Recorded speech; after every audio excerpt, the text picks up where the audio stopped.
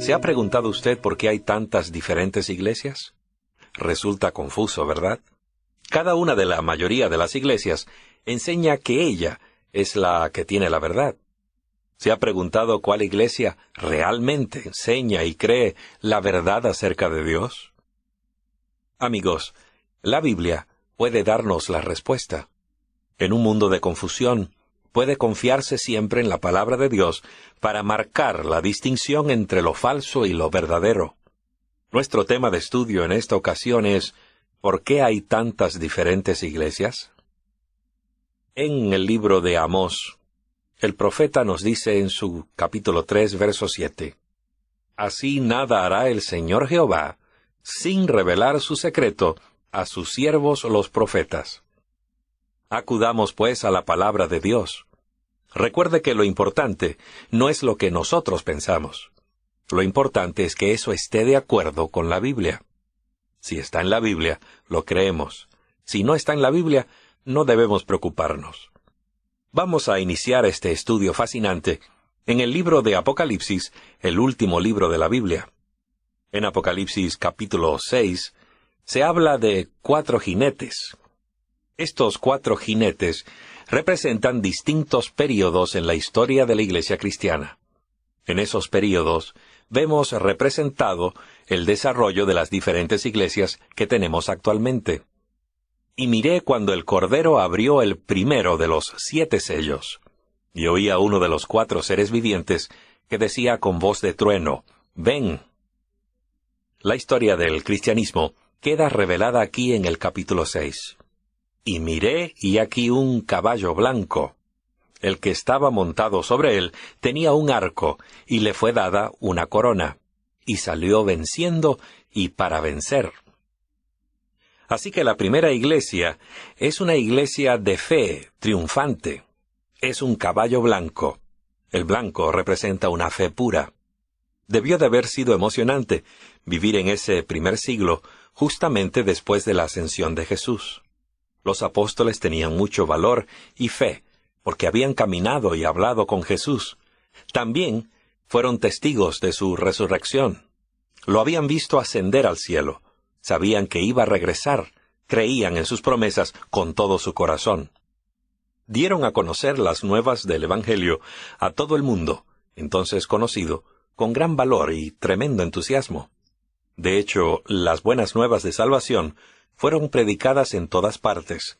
Dice el apóstol Pablo, «A vosotros también, aunque en otro tiempo estabais apartados y erais enemigos, ahora os ha reconciliado en su cuerpo físico por medio de la muerte, para presentaros santos, sin mancha e irreprensibles delante de él, por cuanto permanecéis fundados y firmes en la fe, sin ser removidos de la esperanza del Evangelio que habéis oído, el cual ha sido predicado en toda la creación debajo del cielo. De este Evangelio yo, Pablo, llegué a ser ministro». Colosenses 1, versos 21 al 23. Y en Hechos, capítulo 5, verso 14, se nos dice, «Los que creían en el Señor aumentaban cada vez más, gran número así de hombres como de mujeres». El libro de los Hechos habla de miles que se bautizaban diariamente. El Señor añadía diariamente a su número los que habían de ser salvos. Hechos 2:47. La iglesia era el cuerpo de Cristo. La gente se bautizaba en Jesús, en su cuerpo que era la iglesia. Era muy importante para los primeros discípulos ser fieles a Jesús. Con respecto a lo que se les advirtió de no enseñar en el nombre de Jesús, dice la Biblia, «Respondiendo Pedro y los apóstoles dijeron, es necesario obedecer a Dios antes que a los hombres». Era más importante para ellos hacer lo que Dios les había encomendado que seguir las tradiciones de los hombres. Tenían una fe pura porque habían estado con Jesús. Creían lo que Jesús creía. Enseñaban lo que Jesús enseñaba. Esa es la misma clase de fe que necesitamos tener hoy. Una fe sencilla y pura que mire con anhelo hacia la segunda venida de Cristo. Una fe cuya intención sea dar a conocer las nuevas de salvación a todos nuestros amigos y vecinos del mundo entero, cumpliendo así la gran comisión evangélica que nos dio Jesús. Es una fe pura lo que hace falta. Es la fe que tenían los creyentes de la iglesia del primer siglo de nuestra era. La primera iglesia de fe triunfante estaba representada por un caballo blanco.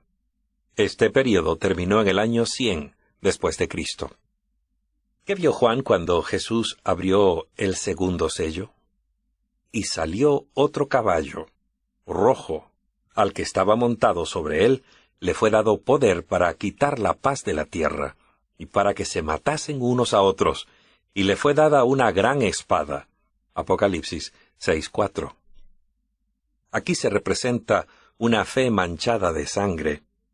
Sabemos que después del año 100, los cristianos comenzaron a ser llevados a Roma, donde se les daba muerte, en muchas ocasiones lanzados a los leones en los grandes coliseos del Imperio Romano. Qué época tan terrible para la iglesia cristiana. Y sin embargo, la iglesia continuaba creciendo. Un historiador de esa época dijo que parecía que la sangre de los cristianos era como semilla que generaba más cristianos. El entregar la vida a Jesús y morir por su nombre era como una semilla que se hubiese plantado, que hacía que muchos más creyentes se levantaran a ocupar ese lugar. Las buenas nuevas de salvación se esparcieron por todo el Imperio Romano y por todo el mundo conocido hasta entonces. El caballo rojo representa entonces una fe bañada en sangre. El segundo sello es la iglesia cristiana desde el año 100 hasta el 323 después de Cristo. Ahora Jesús abre el tercer sello, o tercer período de la iglesia cristiana. Cuando abrió el tercer sello, oí al tercer ser viviente que decía, «Ven», y miré, y aquí un caballo negro, y el que estaba montado sobre él tenía una balanza en su mano. Apocalipsis 6:5. Este caballo negro representa una fe comprometida. Porque yo sé que después de mi partida, dijo Pablo, entrarán en medio de vosotros lobos rapaces, que no perdonarán la vida al rebaño, y que de entre vosotros mismos se levantarán hombres que hablarán cosas perversas para descarriar a los discípulos tras ellos. Hechos 20, versos 29 y 30. Esta fue una época muy triste para la iglesia cristiana. Una época de fe comprometida, cuando el paganismo se unió al cristianismo. Daniel lo había ya predicho. En el capítulo 8, verso 12 del libro que lleva su nombre, nos dijo, «Por medio de la rebelión le fue entregado el ejército junto con el sacrificio continuo, y él echó por tierra la verdad, hizo cuanto quiso, y fue prosperado». La primera gran verdad que se perdió durante este tiempo fue la verdad de la salvación mediante la fe, solamente por medio de Jesús. La salvación por medio de Cristo fue reemplazada por los requerimientos de la Iglesia. Recordamos que en otros estudios se hizo muy claro que, de acuerdo con la Biblia, la salvación es un don gratuito. Es un regalo, porque todos hemos pecado y no la merecemos. Merecemos morir, porque la paga del pecado es muerte. Pero el regalo de Dios es vida eterna. Cuando éramos aún pecadores, Cristo murió por nosotros. Esto es, en suma, el Evangelio. Todo lo que necesitamos para recibir ese don gratuito es invitar a Jesús a que llegue a nuestro corazón. Entonces Jesús nos perdona todos nuestros pecados. En segundo lugar, Jesús nos da el poder de dejar de pecar. Nos dará el poder de caminar en sus pasos. Pero esta sencilla verdad acerca de la salvación, este sencillo evangelio, como es mediante Jesús, fue reemplazado por requisitos de la Iglesia durante ese período de la Iglesia cristiana en que se comprometió la fe. En vez de acudir libremente al trono de Dios para recibir gracia y perdón, en vez de confesar sus pecados de la manera como dice la Biblia, se les dijo a los cristianos que tenían que pagar algo para recibir el perdón. Pero la Biblia dice, en 1 de Juan 1:9, «Si confesamos nuestros pecados, Él es fiel y justo para perdonar nuestros pecados y limpiarnos de toda maldad. Se les dijo a los cristianos que debían acudir a un sacerdote, debían ir ante un ser humano, no podían ya acercarse libremente al trono de la gracia. Se complicó la salvación, y la gente aceptó este compromiso porque no tenía la palabra de Dios. Durante ese tiempo, iba contra la ley el tener la Biblia. No se había inventado todavía la imprenta, por lo cual era difícil encontrar aún pequeñas porciones de las Escrituras. Muchas personas aceptaron lo que la Iglesia les enseñaba, y la fe cristiana se corrompió. La segunda gran verdad que se comprometió se refería a la adoración de objetos hechos de madera o de piedra, en vez de adorar a Dios nuestro Creador. Dice Dios en uno de los 10 mandamientos: «No te harás imagen, ni ninguna semejanza de lo que esté arriba en el cielo, ni abajo en la tierra, ni en las aguas debajo de la tierra. No te inclinarás ante ellas, ni les rendirás culto, porque yo soy Jehová tu Dios, un Dios celoso, que castigo la maldad de los padres sobre los hijos, sobre la tercera y sobre la cuarta generación de los que me aborrecen». Éxodo 20, versos 4 y 5. Se introdujeron entonces imágenes en la Iglesia. Los 10 mandamientos expresaban muy claramente que era incorrecto adorar nada, ninguna cosa, ni nadie más que a Dios mismo. La tercera verdad bíblica que se comprometió en esta época es la representada por el cuarto mandamiento, a saber, el día de adoración. Notemos lo que la Biblia dice de Daniel cuando vio aquello. «En cuanto a mí, Daniel, mi espíritu se turbó a causa de esto, y las visiones de mi cabeza se alarmaron». Ya hemos estudiado cómo Constantino decretó la primera ley dominical, cambiando el día de adoración del 7º día, o sea, el sábado, al domingo, primer día de la semana. Pero recordemos que Jesús dijo: «Si me amáis, guardaréis mis mandamientos». Juan 14, verso 15. Durante este tiempo de fe comprometida, se enfrió el amor hacia Jesús, y mucha gente siguió las tradiciones en vez de seguir a Dios. La Iglesia aceptó el compromiso concerniente al sábado e intentó cambiar el día de reposo. La publicación Centinela de la Iglesia Católica Santa Catarina, del día 21 de mayo de 1995, dice lo siguiente: «Posiblemente el acto más osado, el cambio más revolucionario que haya hecho la Iglesia algún día, ocurrió en el primer siglo. El santo día sábado fue cambiado al domingo, no por indicación de las Escrituras, sino por la conciencia de la Iglesia, de su propio poder. Quienes piensan que las Escrituras deben ser la única autoridad, deben, lógicamente, convertirse en adventistas del 7º día y guardar el sábado como día santo». La adoración en el día domingo, primer día de la semana, no es bíblica. Los estudiosos en todo el mundo lo reconocen. Este cambio, como sabemos, lo impuso el emperador de Roma, Constantino, en el año 320 después de Cristo, y la Iglesia aceptó el cambio. Durante esta época de compromiso, el pagano Día del Sol reemplazó el santo sábado bíblico. En la History of the Eastern Church, página 184, se nos dice: «Las monedas acuñadas por Constantino tenían en una de sus caras las letras del nombre de Cristo y en la otra la figura del dios Sol, como si no se atreviera a renunciar al patrocinio de la brillante luminaria». ¿No le parece interesante?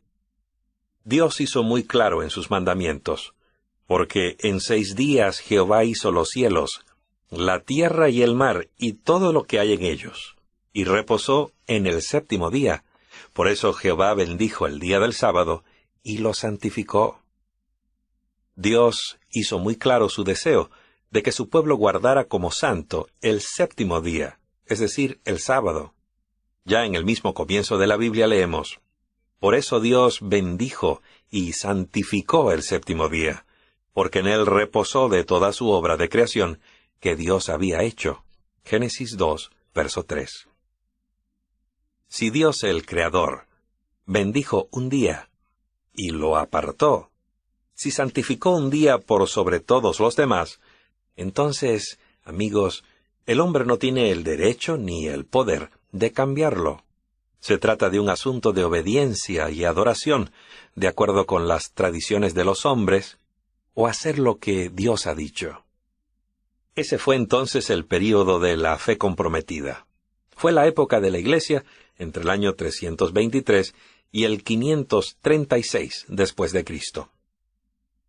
Consideremos ahora el cuarto período de la Iglesia cristiana, representada por el caballo amarillo. Cuando abrió el cuarto sello, oí la voz del cuarto ser viviente que decía, «Ven», y miré, y aquí un caballo pálido, y el que estaba montado sobre él se llamaba Muerte, y el Hades le seguía muy de cerca. A ellos les fue dado poder sobre la cuarta parte de la tierra para matar con espada y con hambre y con pestilencia y por las fieras del campo. Apocalipsis 6, versos 7 y 8. El cuarto sello representa entonces una fe moribunda. Era el tiempo de unión de la Iglesia y el Estado. El Santo Imperio Romano se había desarrollado plenamente y se había convertido no solo en un Estado religioso, sino también en un Estado político. El resultado fue la unión de la Iglesia con lo político. Consideremos brevemente esta declaración. El cristianismo se convirtió en la religión oficial del Imperio Romano y tomó el lugar del paganismo. Se le puede llamar al cristianismo existente durante la Edad Media paganismo bautizado. Recuerde que en ese tiempo la gente no tenía acceso a la palabra de Dios. Era contra la ley poseer una Biblia, y como dijimos antes, todavía no se había inventado la imprenta. La gente obedecía las tradiciones. Seguían al paganismo y las ceremonias que se habían infiltrado en la Iglesia. Esto es un hecho histórico que se puede comprobar. Era la única iglesia existente en la Edad Media. Nuevamente, esta no es una crítica a ninguna iglesia actual. Alguien ha dicho, nuestro vino es agrio, pero es nuestro vino. Estamos hablando del cristianismo oficial que emerge en la Edad Oscura. Esta fue una terrible época comprometida, un tiempo de persecución del pueblo de Dios. Esta es la razón por la que se le llama oscurantismo religioso o Edad Oscura. 50 millones de cristianos perdieron la vida por causa de su fe. Veamos los pasos del compromiso. Tradiciones, penitencia e indulgencias. Se podía tomar dinero y pagar por indulgencias que supuestamente sacaban a los familiares del purgatorio. O se podía pagar por la propia salvación, de manera que al morir no se necesitara ir al purgatorio. Este es un ejemplo de paganismo dentro de la Iglesia cristiana. No hay tal cosa en la palabra de Dios como purgatorio. Se introdujeron entonces las imágenes en la Iglesia, así como la jerarquía eclesiástica y los dogmas. Nos preguntamos, ¿sería pisoteada para siempre la verdad de Dios? Por supuesto que no, porque la luz de la verdad iba a penetrar las tinieblas. Y se dieron los pasos para tender el puente de descubrimiento de las verdades perdidas en el oscurantismo de la Edad Media. Durante el tiempo de la Reforma, comenzó a descubrirse nuevamente la pureza de la fe de Jesús. Los primeros que dieron el paso para salir de este oscurantismo religioso del siglo XV fueron los valdenses. Ellos descubrieron la palabra de Dios, la Biblia. La Biblia era muy importante para ellos y para nosotros. Si no tuviéramos la palabra de Dios, sus cartas de amor encontradas en ella, no tendríamos una guía para nuestra vida. Fue en el norte de Italia donde se sitúa la historia de los valdenses creyentes de la Biblia. Los valdenses escribían a mano porciones de las Escrituras y se las daban a sus hijos. Con esos versículos cosidos en su ropa, los hijos entraban a las grandes ciudades de Europa. Allí los compartían con personas de las cuales se habían hecho amigos, en el mercado o en las universidades. Por cierto que si los atrapaban, las consecuencias eran sumamente serias. Eran quemados en la hoguera. Aun cuando muchos perdieron la vida, los valdenses jamás perdieron su fe. Lo consideraban un honor, porque así la causa de Dios se mantenía viva. Después de los valdenses vino un reformador, un estudioso de la Biblia en Praga llamado Juan Hus o Hus. Juntamente con su amigo Jerónimo, Hus descubrió que era más importante obedecer a Dios que conservar la vida. Y porque se pusieron de parte de la obediencia a Dios y creyeron que debemos hacer lo que Dios nos pide, en vez de seguir las tradiciones de la Iglesia, fueron quemados en la hoguera. Sus cenizas fueron arrojadas al río que desemboca en el mar. En forma semejante, la Reforma salió de su lugar de origen y se extendió por todo el mundo. Después de que Hus y Jerónimo fueron quemados en la hoguera, un monje católico en Alemania, llamado Martín Lutero, descubrió la verdad bíblica de la salvación solo por la gracia de Cristo. Algunas personas se preguntan, ¿por qué fue que Lutero no descubrió todas las verdades que habían permanecido ocultas durante la Edad Media? La Biblia dice, «Todavía tengo que deciros muchas cosas, pero ahora no las podéis sobrellevar». Juan 16, verso 12. Requirió algún tiempo recuperar las verdades bíblicas. Era un proceso. Tomó varios siglos perder la fe de Jesús durante la Edad Media y tomaría varios años descubrir nuevamente esas verdades. Cuando Lutero murió, sus seguidores recogieron lo que había dicho y formaron la Iglesia Luterana. Para ellos la Reforma terminó con la muerte de Lutero. De Alemania viajamos a Ginebra, Suiza, y encontramos a un estudioso de la Biblia llamado Juan Calvino. A través del estudio, él descubrió que los cristianos no solamente reciben gracia y perdón, y pueden presentarse ante el trono de la gracia, sino que también es importante que crezcan en Cristo. Así pues, Calvino enseñó la doctrina del crecimiento cristiano, que algunos llaman santificación. Al aceptar a Jesús, Él nos da el poder de vencer el pecado. Cuando murió Juan Calvino, sus seguidores tomaron lo que había dicho y formaron la Iglesia Presbiteriana. De esta manera, la verdad escondida durante la Edad Media empezó a descubrirse nuevamente en forma sistemática.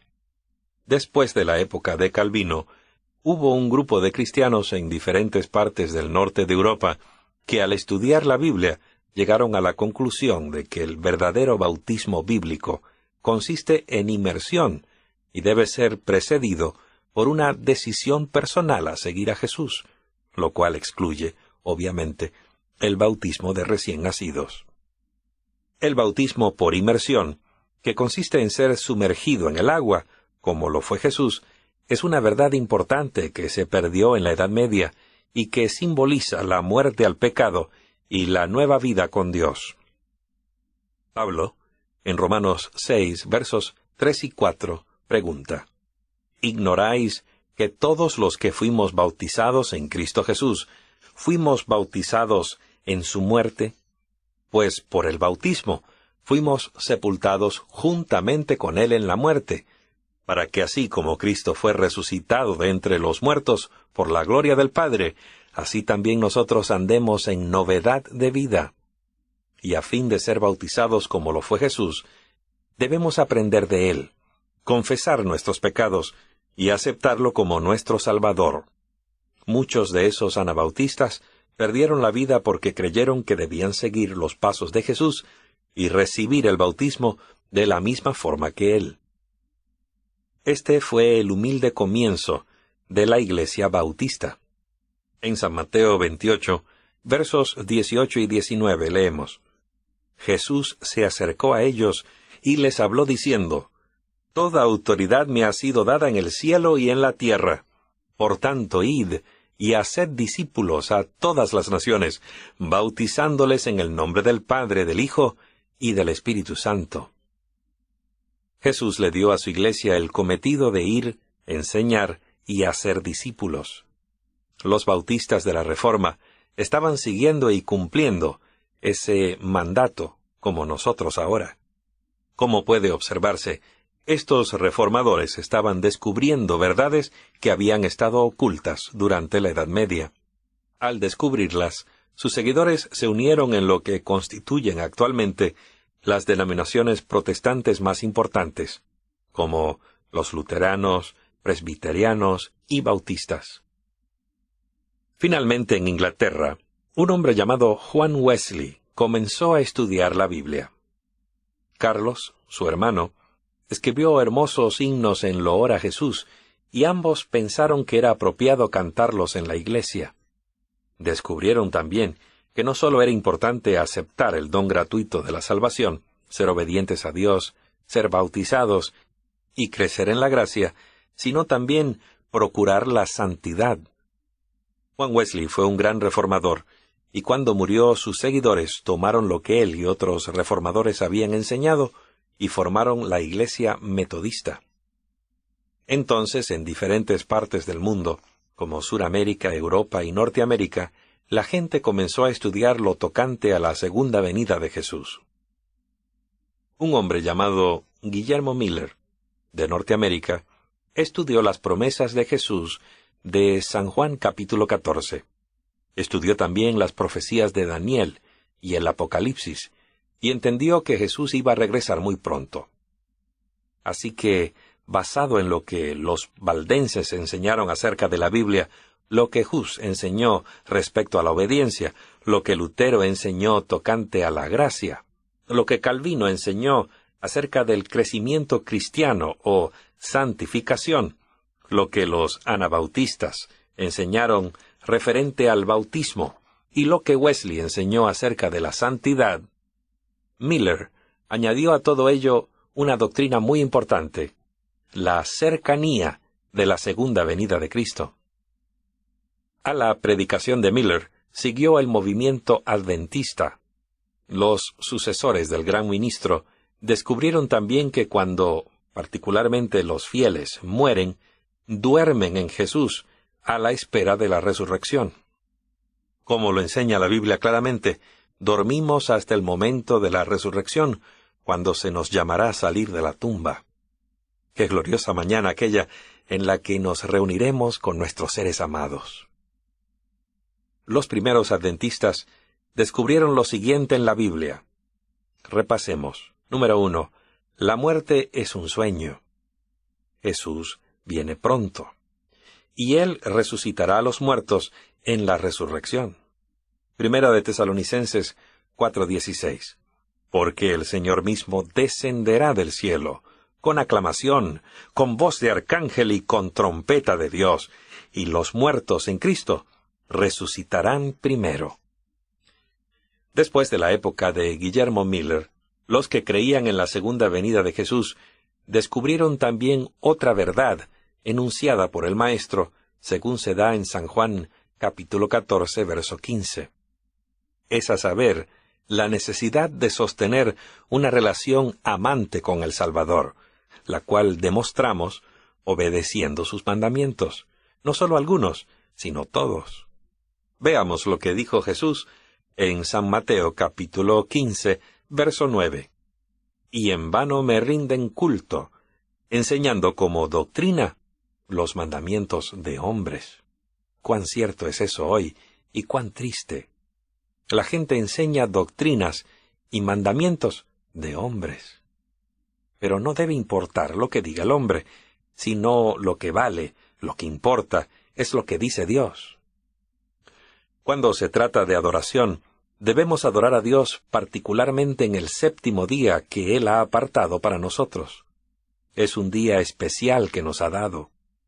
Al descubrirse en la Biblia estas verdades especiales, los que las estudiaban se unieron para formar la Iglesia Adventista del Séptimo Día.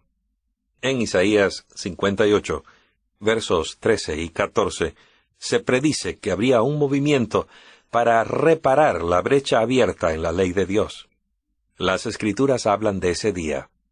Si apartas tu pie por respeto al sábado, para no hacer tu capricho en mi día santo, si al sábado llamas delicia, consagrado a Jehová y glorioso, y si lo honras, no haciendo según tus propios caminos, ni buscando tu propia conveniencia, ni hablando tus propias palabras, entonces te deleitarás en Jehová.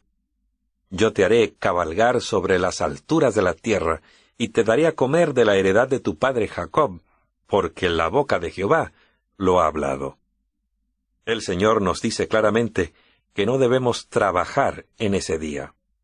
No debemos tampoco en su transcurso ir en pos de nuestros propios deseos o placeres. Es un día santo.